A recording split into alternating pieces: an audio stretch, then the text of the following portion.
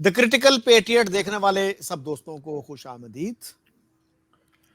آج میرے ساتھ ساؤتھ افریقہ سے نسیم چودھری صاحب شریک گفتگو ہیں.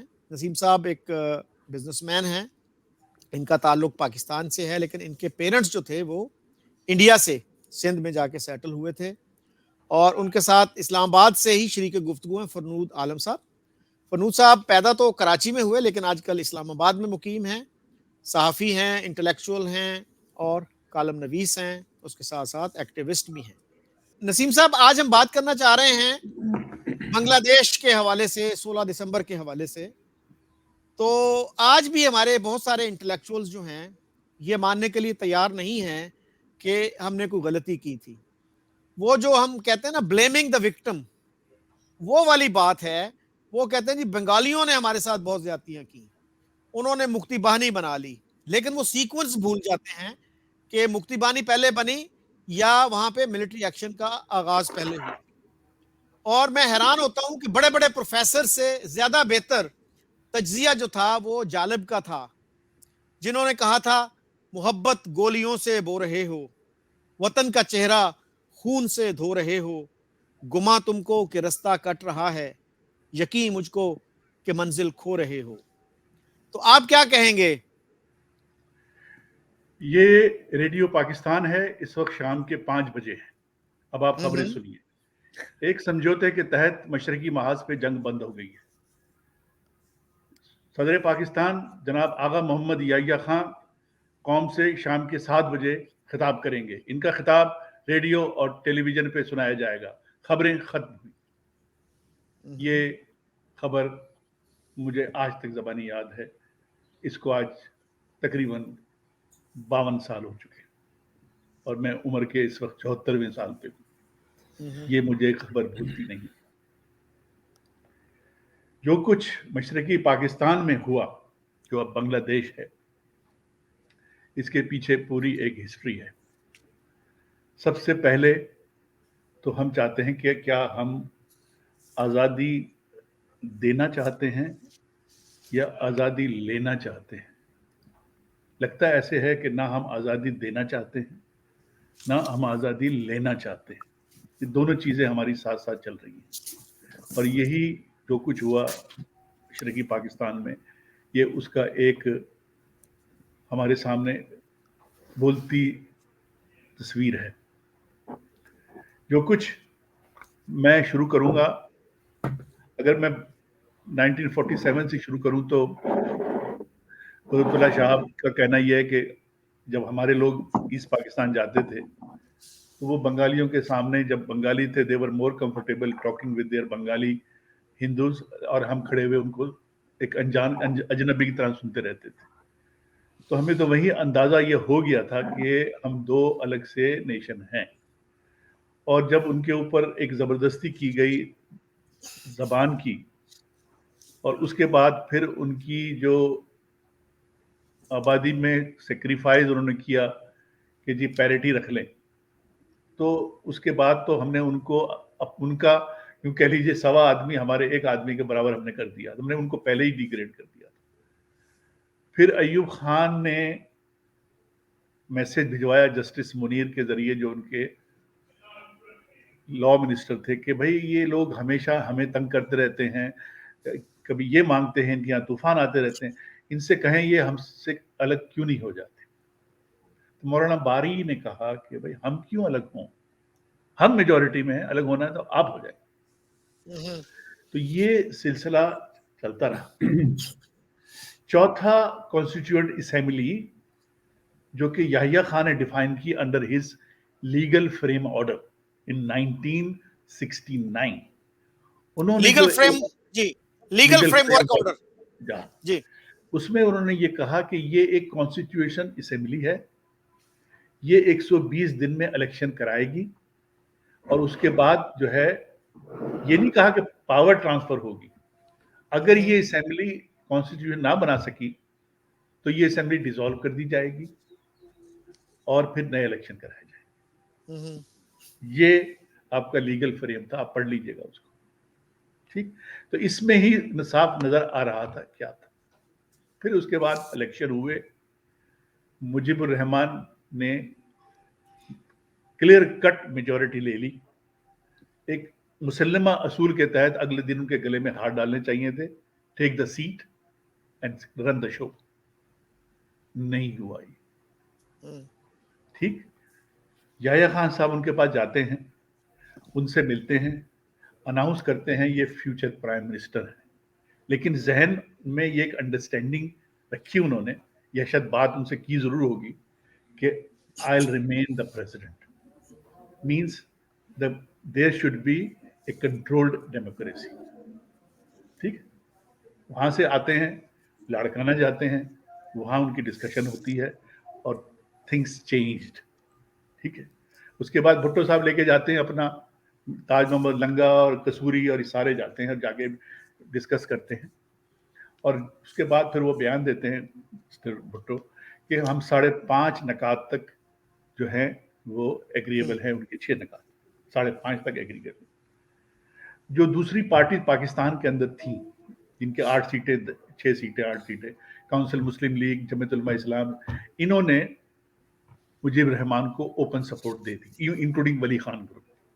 تو اگر اسمبلی کا اجلاس ہو جاتا تو یہ سب ایک آئین بن جاتا اور پاور پھر ٹرانسفر ہونی تھی. لیکن بھٹو صاحب نے پھر واپس آ کے بہت ہاسٹائل بیہیویئر شو کیا, اور یہاں تک کہا کراچی میں, کیونکہ میں بات کر رہا ہوں آنکھوں پڑھی اور کانوں سنی, آنکھوں دیکھی نہیں کہہ سکتا میں, ٹھیک ہے نا. اگر مغربی پاکستان نے 23 سال تک حکومت کی ہے تو اس کا مطلب یہ نہیں کہ مشرقی پاکستان ہمارے اوپر 23 سال تک حکومت کرے. That was his words. تو اس سے ایک کلیئر کٹ اندازہ ہو گیا کہ لائن ڈرا ہو گئی کہ اب یہ دونوں ساتھ چلنا بڑا مشکل ہے. اور جو ہماری جو اشارفیہ تھی یا فوج تھی, انہوں نے اس مسئلے کو حل کرنے کی کوئی کوشش نہیں کی. آن دا ادر ہینڈ 3 مارچ سے بہت پہلے, جس کا کہ انہوں نے جنوری کے اینڈ میں اجلاس کی ڈیٹ دے دی تھی 3 مارچ کی, اور مشرقی پاکستان کی اسمبلی جو تھی وہ رینوویٹ ہونا شروع ہو گئی تھی. لیکن لگتا یہ تھا کہ انہوں نے اسی وقت ہی ملٹری ایکشن کا فیصلہ کر لیا تھا جب ان کی ملاقات ذوالفقار علی بھٹو صاحب سے ہوئی تھی. ٹھیک, اب سوال یہ پیدا ہوتا ہے کہ یہاں ایک بڑی کرٹیکل سچویشن آتی ہے. مجیب الرحمان کے جو 6 نکات تھے وہ تھے اس بنیاد پہ لکھے گئے تھے کہ جب ایک مغربی پاکستان تھا اور ایک مشرقی پاکستان تھا. لیکن مسٹر یحییٰ خان نے 1969 کے اندر ویسٹ پاکستان کے 4 صوبے بنا دیے تھے. اب اگر وہ فرض کیجئے وہ 4 صوبے اور وہ اس کی حیثیت ایک 5ویں صوبے کی رہ گئی تھی. اب اگر وہ 6 نکات فرض کیجئے امپلیمنٹ ہو جاتے تو 5 صوبوں میں آپ کو ایک قسم کی لوزلی ایک کنفیڈریشن والی حکومت بنتی, یا یہ شکل اس کی نکلتی. تو یہ ایک ہسٹری کا وہ پہلو بھی ہے جس کے اندر شاید اس کو ریزسٹ کیا گیا پاور ٹرانسفر کرنے کا. جی. اچھا فنود صاحب, ہمارے جو اسٹیبلشمنٹ اور پرو اسٹیبلشمنٹ جو ایلیمنٹس ہیں وہ شرمیلا بوس کو بہت اہمیت دیتے ہیں, ان کی کتاب کو, ڈیڈ ریکننگ کو نا. تو ان سے آپ پوچھیں نا سب سے اچھی کتاب کون سی ہے 71 پہ, تو وہ ڈیڈ ریکننگ کا ہی ریفرنس دیں گے, چاہے انہوں نے وہ پڑھی ہو یا نہ پڑھی ہو. تو بہت سارے لوگ ہیں جو فیک طریقے سے, فالس طریقے سے اس کے اقتباسات لگاتے ہیں کہ جی وہاں پہ کوئی زیادتی نہیں ہوئی تھی, حالانکہ اس نے ایسی کوئی بات نہیں لکھی. ان کا جو بیسک پوائنٹ ہے وہ یہ ہے کہ it was not rigorously and academically documented whatever atrocities were committed. لیکن اس پہ بھی آپ کو پتا ہے کہ اتنی زیادہ تنقید ہوئی ہے اس کتاب پہ, اور پاکستان میں لوگوں کو اس سے جو بے خبر رکھا جاتا ہے. مثلا عائشہ جلال نے یہ کہا ایون کہ it is not fair, this book does not have much credibility because it equates the oppressor and the oppressed.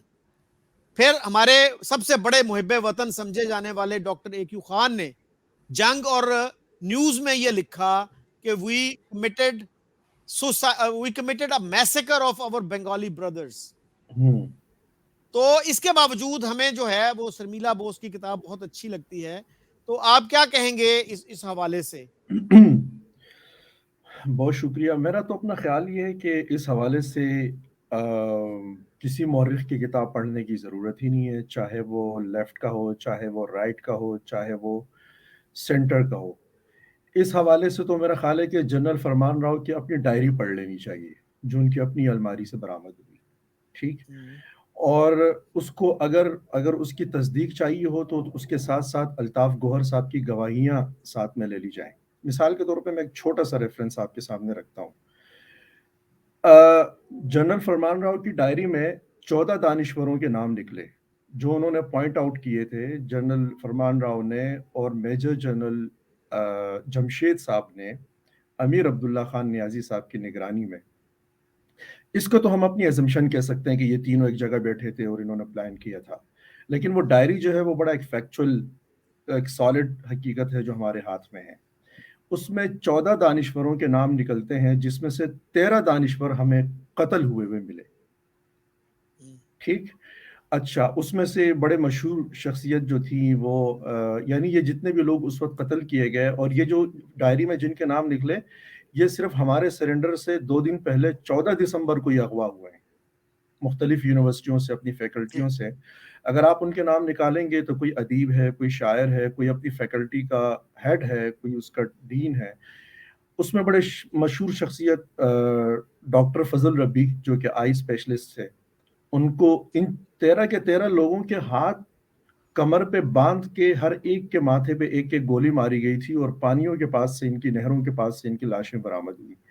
اور اس میں سے واحد ایک ڈاکٹر فضل ربی تھے جو کہ چونکہ آئی اسپیشلسٹ تھے اور لوگوں کی آنکھوں کا علاج معالجہ کرتے تھے تو ان کی دونوں آنکھیں بھی نکال دی گئی تھی. اچھا، اس کے ساتھ اب الطاف گوہر صاحب کہتے ہیں کہ ایک شخص تھے جن کے لیے میں نے سفارش کی اور ان کو چھوڑ دیا گیا. وہ شخص کون تھے؟ وہ شخص ثناء الحق تھے. اس کو الطاف گوہر صاحب نے خود لکھا ہے کہ ان کا نام ثناء الحق ہے. اچھا، اب جب آپ جنرل فرمان راؤ کی ڈائری اٹھاتے ہیں تو اس ڈائری میں جن لوگوں کے نام لکھے ہوئے ہیں ان ناموں کے اندر جو واحد ایک شخص بچا ہے وہ ثناء الحق ہی ہے. یہ خدا کی کرنی کچھ ایسی ہے. اچھا، پھر جب حمود الرحمان کمیشن کے سامنے یہ صاحب پیش ہوتے ہیں فرمان راؤ صاحب، تو ان کے سامنے یہ ڈائری رکھی گئی اور ان سے کہا گیا کہ آپ کے اوپر ایک الزام یہ بھی ہے کہ یہ جو 14 نام آپ کی ڈائری کے اندر لکھے ہوئے ہیں یہ البدر اور الشمس کو آپ لوگوں نے اپوائنٹ کیا تھا اس کام کے لیے کہ آپ ان دانشوروں کا قتل عام کریں گے، ان اساتذہ کو آپ ماریں گے. اور اچھا، یہ اساتذہ اور دانشوروں کو مارنے کا مسئلہ تو صرف دسمبر کا نہیں ہے، یہ تو بہت پچھلے 1.5 سال سے چلا آ رہا تھا جب یہ اساتذہ کو اور سول سوسائٹی کے لوگوں کو قتل کر رہے تھے، اور جس میں ڈاکٹر شمس الضحیٰ جیسے بڑے پروفیسر اور بڑے عالم فاضل آدمی کو بھی قتل کیا گیا. اچھا، ان سے یہ کہا گیا کہ آپ کے اوپر یہ الزام بھی آ رہا ہے کہ یہ جو نام آپ نے لکھے ہیں یہ بیسیکلی قتل کرنے کے لیے لکھے ہیں اور یہ آپ نے البدر اور شمس کو. تو انہوں نے کہا ٹھیک ہے، میں اس ڈائری کو بھی سچ مانتا ہوں اور یہ جو نام ہم نے لکھے ہیں اس کو بھی میں سچ مانتا ہوں، اور میں اس بات کو بھی سچ مانتا ہوں کہ ہم اپنے نقطہ نظر میں ان کو اپنے خلاف سمجھتے تھے، لیکن اس بات کو میں مسترد کرتا ہوں کہ انہوں نے شاید کہ ہم نے لوگوں سے کہا تھا کہ آپ ان کو جا کے قتل کریں. یہ بس ایک واقعہ تھا، ہو گیا. ٹھیک ہے، ظاہر جنرل فرمان راؤ نے حمود الرحمان کمیشن کے سامنے یہی زبان استعمال کرنی ہے، لیکن باقی فیکٹس اٹھا کے دیکھے جائے تو فیکٹس آپ کو بتاتے ہیں کہ ان دانشوروں کو اور ان ادیبوں کو قتل کس نے کیا. اچھا، یہاں میرا خیال ہے کہ الزامات کی بات نہیں ہے کہ ہم جنرل فرمان راؤ کو الزام دیں، ہم کوئی اپنی اسٹیبلشمنٹ کو یا کسی کو الزام دیں. یہ بنیادی طور پہ خود احتسابی کا سوال ہے. یہ ہم نے اپنے آپ کو اپنے ضمیر کی عدالت میں، اپنی تاریخ کی عدالت میں کٹہرے میں کھڑا کرنا ہے اور اس بات کا اعتراف کرنا ہے کہ ان جرائم کے اندر ہم ملوث تھے. جو آپ نے اگر ہم ان جرائم کا اعتراف نہیں کریں گے، مثال کے طور پہ ہمیں بڑی آسانی کے ساتھ یہ پڑھا دیا جاتا ہے کہ بھائی پاکستان 14 اگست 1947 کو لیلۃ القدر کی شب چونکہ قائم ہوا ہے اس لیے اس نے قیامت تک قائم رہنا ہے. بھائی، اور ابھی بھی لوگوں کا خیال یہی ہے. بھائی، جس کسی کا بھی یہ خیال ہے ہمیں چاہیے کہ ہم ان کو جھنجھوڑ کو یہ اطلاع دیں کہ 1971 میں آپ کا ملک ٹوٹ چکا ہے. وہ لیلۃ القدر والی بات ٹھیک نہیں رہی آپ کی، اور یہ بات آپ کا ماننا یا آپ کا سننا اور اس کا اعتراف کرنا اس لیے ضروری ہے کہ یہ اگر آپ کر لیں گے تو اس کے نتیجے میں آپ سمجھ پائیں گے کہ فاٹا والوں کی آپ سے شکایتیں کیا ہیں، بلوچستان کے شہریوں کی آپ سے کیا شکایتیں ہیں، سندھ کے لوگوں کا مسئلہ کیا ہے، کراچی میں اردو سپیکنگ طبقے کا مسئلہ کیا ہے، گلگت بلتستان میں اور چترال میں رہنے والے لوگوں کی آپ سے شکایتیں کیا ہیں۔ اگر ہم اس کا اعتراف نہیں کریں گے تو پھر ہم وہی حماقتیں کریں گے 71 والی کہ ہم ایک سینیٹر لے کر آئیں گے بلوچستان سے، جس کو بلوچستان کے لوگ خود نہیں جانتے ہوں گے، اور اس کو لا کے ہم سینٹ کا چیئرمین بنا دیں گے، اور ساتھ میں پھر کہہ دیں گے کہ اس سے بلوچستان کی محرومیوں کا ازالہ ہوگا۔ یا ہم انوار الحق کاکڑ کو نگران وزیر اعظم بنا دیں گے اور پھر کہیں گے کہ بلوچستان کی محرومیوں کا ازالہ ہوگا۔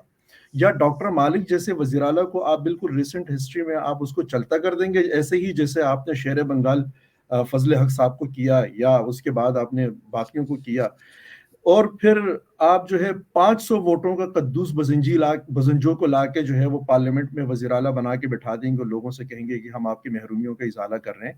بیسیکلی ہم ان کے دکھوں کا مذاق اڑا رہے ہوتے ہیں، اور اس مذاق اڑانے کی یہ روش ہمارے اندر آج بھی اس لیے موجود ہے کہ ہم اس بات کا اعتراف ہی نہیں کر رہے کہ ہم نے 71 میں کچھ غلط کیا ہے، یا ہم نے بنگالیوں کے ساتھ کچھ غلط کیا ہے۔ جو بنگالیوں کی شکایتیں تھیں ایگزیکٹ وہی شکایتیں آج ہمارے تمام صوبوں کی وفاق سے ہیں، وہ اسٹیبلشمنٹ سے ہیں، اور ہم ان شکایتوں کا ازالہ اسی لیے نہیں کر پا رہے کہ وہیں اٹکے ہوئے ہیں۔ نہ ہم نے کسی کو مارا، نہ ہم نے کسی کو دکھی کیا، بس ہم یہ سمجھ رہے ہیں کہ شرمیلا بوس کی کتابیں اٹھا کے، یا ان مختلف ہمارے الطاف حسین قریشی صاحب جیسے دانشوروں کی کتابیں اٹھا کے لوگوں کو سمجھا رہے ہیں کہ بھائی ان کو ورغلایا گیا۔ بھائی وہ 25 سال 28 سال ہمارے ساتھ رہے ہیں، ایک بیوی ہی جانتی ہے کہ میرے شوہر نے میرے ساتھ کیا کچھ زیادتیاں کی ہیں، وہ یہ نہیں کہہ سکتی ہے کہ مجھے ورغلایا گیا، یا اس کے بارے میں ہم کہیں کہ اس کو ورغلایا گیا ہے یا اس کو نکالا گیا۔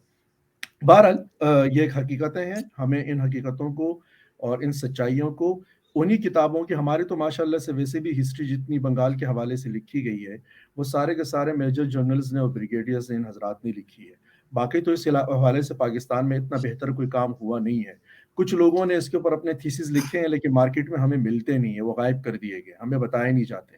ہاں البتہ شرمیلا بوس جیسا لٹریچر، یا ارون دھتی رائے جیسی جو دانشور ہیں، جو کہ ہمارے لیے تو بہت روشن فکر اور ترقی پسند دانشور ہیں، لیکن پاکستان جیسے لوگوں کی انہی کی کتابیں بھاتی ہیں اس لیے کہ وہ اپنا کرٹیسزم کر رہے ہوتے ہیں، وہ اپنی ریاست کا محاسبہ کرتے ہیں، وہ اپنی سوسائٹی کا محاسبہ کرتے ہیں، تو اس میں اس تندور میں جا کے ہم اپنی روٹیاں لگانا شروع کر دیتے ہیں کہ بھائی ان کے احتساب میں ہم اپنے الزامات کا گیم جو ہے وہ پکا کر سکیں۔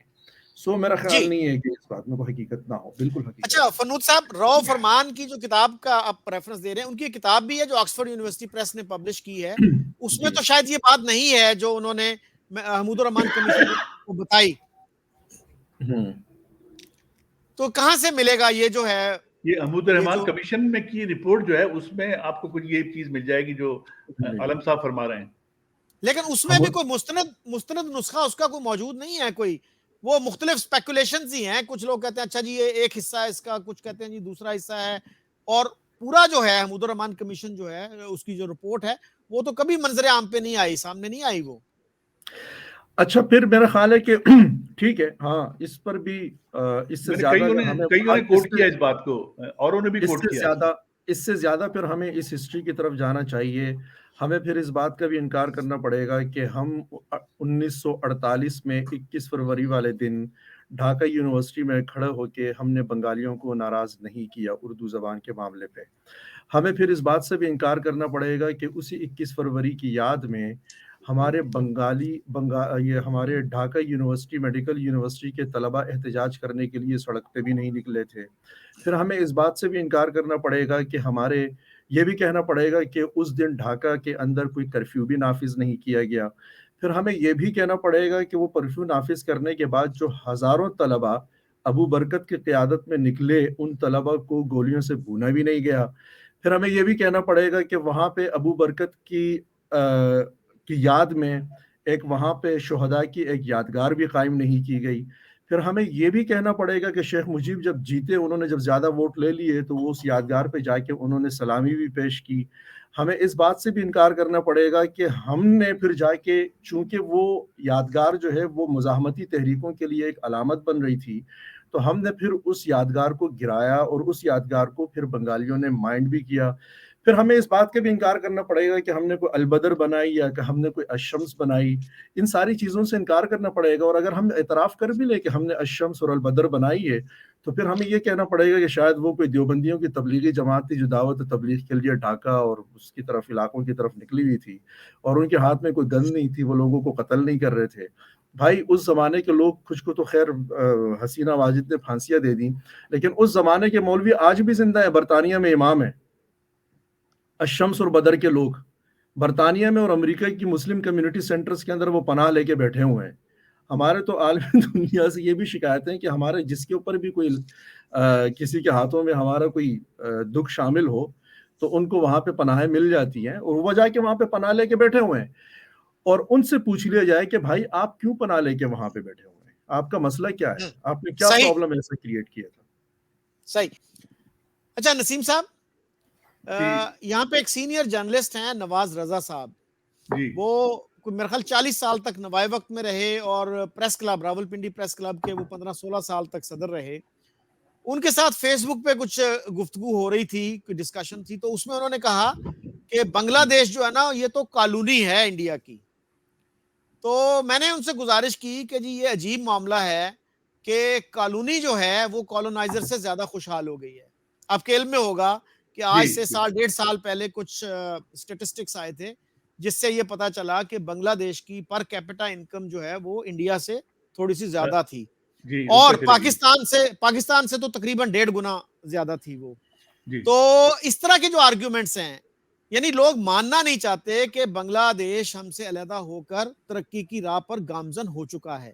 اب دیکھیے ہم ان کا مذاق اڑاتے تھے کہ دے بریڈ لائک ریبٹس, کہ یہ خرگوشوں کی طرح بچے پیدا کرتے ہیں. وہ 56% تھے اس وقت پاکستان کا, جی جی آج ان کی آبادی 17 کروڑ اور ہماری 25 کروڑ ہے. ان کی جو ہے لٹریسی ریٹ ان کا 75% ہے, ہمارا 60-62 پہ اٹکا ہوا ہے. تو آپ کیسے دیکھتے ہیں ان چیزوں کو؟ ان کی ایکسپورٹس دیکھ لیجئے, ان جی کی جو بالکل ایکسپورٹس ہیں پاکستان سے کم از کم 1.5 گنا زیادہ ہیں. جی یعنی جس کو کہا جاتا تھا basket case, I think it was Henry Kissinger who described Bangladesh as a basket case in the 70s. جی آج وہ ہم سے کتنا آگے نکل گیا ہے اور ہم ماننے کے لیے تیار نہیں ہیں. جی دراصل بات یہ ہے کہ لوگ سویپنگ اسٹیٹمنٹ دیتے ہیں وداؤٹ نوئنگ دا فیکٹس. جو گراؤنڈ ریئلٹیز ہیں بنگلہ دیش کی آج اور جو آج سے 50 سال میں زمین آسمان کا فرق ہے. انہوں نے جو سفر طے کیا ان 52 سالوں میں وہ ایک مثالی ہے, کیونکہ آبادی پہ بھی کنٹرول کیا, وومن امپاورمنٹ کیا, مینوفیکچرنگ کو بڑھایا اور ایکسپورٹس ڈیمانسٹریٹ کی کہ کتنی ان کی 50 سے 55 بلین ڈالر کی ایکسپورٹس ہیں, اچھے ریزرو ہیں, کرنسی کو اسٹیبلائز کیا, آبادی کو کنٹرول کیا اور لٹریسی کو بڑھایا. یہ سارے فیکٹ جو ہیں اگر ہم اپنے ساتھ میچ کریں تو وی آر نو ویئر, اور ابھی بھی ہمیں کوئی we are not seeing any light in the tunnel. میں دراصل اس پہ ابھی 16 دسمبر کے آفٹر ایفیکٹ پہ آؤں گا کہ جب ملٹری ایکشن ہوتا ہے 25 مارچ کو, تو 12 اپریل کو یحییٰ خان ایک پریس کانفرنس کرتے ہیں. اس پہ کہتے ہیں کہ کسی سوال کے جواب دیتے ہیں وہ کہ جب فوج حرکت میں آتی ہے تو پھول برسائے نہیں جاتے, اور مجیب الرحمان نے اور اس کے ساتھیوں نے مجھے گرفتار کرنے کا منصوبہ بنایا تھا. یہ ان کی ایک پریس کانفرنس اسٹیٹمنٹ ہے. سوال یہ پیدا ہوتا ہے کہ آپ اپنے ہی لوگوں پہ, اپنے ہی ہم وطنوں پہ یہ ملٹری ایکشن کرتے ہیں, گولیوں سے بھون دیتے ہیں, اور اس کے بعد پھر کہتے ہیں کہ پھول برسائے نہیں جاتے. یہ ایک انتہائی المیہ ہے. جہاں تک سوال اس کا ہے مکتی باہنی کا, کہ دیکھیے جب کہ آپ نے ان کا حق نہیں دیا جو کہ انہوں نے پبلک پاور, ابھی عالم صاحب کچھ کہہ رہے بات کر رہے تھے, سوال یہ پیدا ہوتا ہے کہ جو پاور ہوتی ہے نا پیچھے, وہ ہوتی ہے ہر ملک کے اندر عوام کی. عوام ڈیسائیڈ کرتے ہیں کہ کیا ہونا ہے, کیا ہو رہا ہے, کیا ہوگا, کیسے اٹھنا ہے, کیسے بیٹھنا ہے. ٹھیک ہے نا. ہماری پوزیشن ایک بالکل ڈفرینٹ ہے. ٹھیک, ہمیں ایک ادارہ گائیڈ کرتا ہے, ایک سبارڈینیٹ ہمیں سمجھتا ہے, ایک سبارڈینیٹ ڈیموکریسی چاہتا ہے, اور اس کے اثرات جب آپ کمپیئر کرتے ہیں کسی اور ملک سے تو ہمارے جو حالات ہیں وہ ہمارے سامنے ہیں, اور اگر ہمارے دوسرے بھائی جو ہم سے 52 سال پہلے ہم سے الگ گھر بنا لیا تھا ان کے ڈفرینٹ ہے. تو یہ تو ہے حقیقت. جہاں تک اب coming back to East Pakistan اور بنگلہ دیش, آج بار بار یہ سوال اٹھتا ہے, بار بار یہ سوال اٹھتا ہے, اور پتہ نہیں مجھے جواب اس کا نہیں ملتا, شاید عالم صاحب جواب دیں. ہم انڈیا کو بہت برا کہتے ہیں, یہ کر دیا اور وہ کر دیا اور یہ اور وہ. اب آپ مجھے بتائیے کہ اگر ہندوستان بنگالیوں کی مدد کو نہ آتا, آپ کہاں تک جاتے؟ کیونکہ آپ نے اس سے پہلے ایک سلیکٹڈ الیکشن کروائے, آپ نے سیٹوں کو بیچا, یہاں سے محمود قصوری بریف کیس لے کے جا رہے ہیں, اور ایک ضمنی الیکشن کروائے جا رہے ہیں ان سیٹوں پہ جو آپ نے ان کو غدار کہہ کے چھڑوا دی ہیں, اور اس پہ کوئی آدمی دوسرا کھڑا نہیں ہو رہا ہے. آپ صرف جو ہے وہ سیٹیں خرید رہے ہیں, اور ایک کوشش اس میں لگے ہوئے ہیں کہ آپ ایک ایسی کوکڈ قسم کی اسمبلی بنا لیں اور کسی طریقے سے ایک کنٹرول ڈیموکریسی کر لیں. اب کب آپ کہاں تک جاتے؟ حالانکہ مجیب الرحمان نے اور بھٹو صاحب نے یہ کہا بھی کہ آپ ایسا کریں کہ پروونشل اسمبلیوں میں ان کی پروونشل پاور ہینڈ اوور کرتے ہیں. کم از کم اگر ایون پروونشل پاور بھی ہینڈ اوور ہو جاتی ایسٹ پاکستان کو, جو کہ مجیب الرحمان نے آخری دنوں میں کہا مارچ کے, تو شاید یہ صورتحال پیدا نہ ہوتی. اور اگر آپ سارے چیزیں دیکھ لیں, اگر ایک ایک ایونٹس کو دیکھیں, تو it was uncalled for. Military action was uncalled for, war was uncalled for. اس کی کوئی ضرورت نہیں تھی. آپ آخری وقت تک چاہتے تو اس مسئلے کو حل کر سکتے, لیکن اتنی ہزیمت پوری قوم کو اٹھانا پڑی, اور ایک اسٹگما ہمارے اوپر لگا ہوا ہے کہ وی ہیو لاسٹ دا وار. ہمارے فوجی بھائیوں نے, جس میں کہ میرے اپنا فرسٹ کزن, میرے عزیز, وہ سب پی او ڈبلیو بنے, وہ نہ بنتے.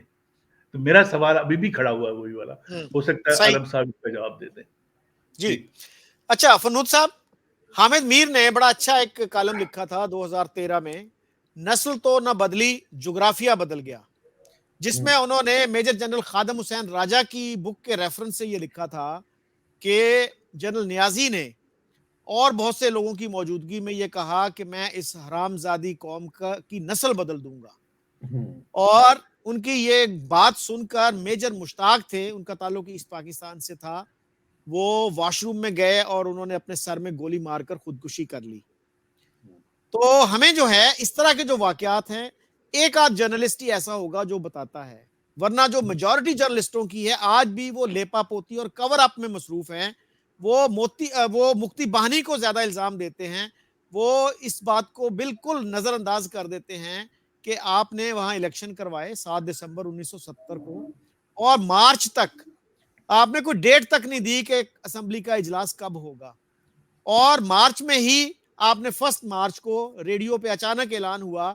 وہ بنگالی جو پاکستانی ٹیم کے لیے چیئر کر رہے تھے, انہوں نے پاکستان کے خلاف نعرے لگانا شروع کر دیے کہ انڈیفینیٹلی پوسٹ پون کر دیا گیا اسمبلی کا اجلاس.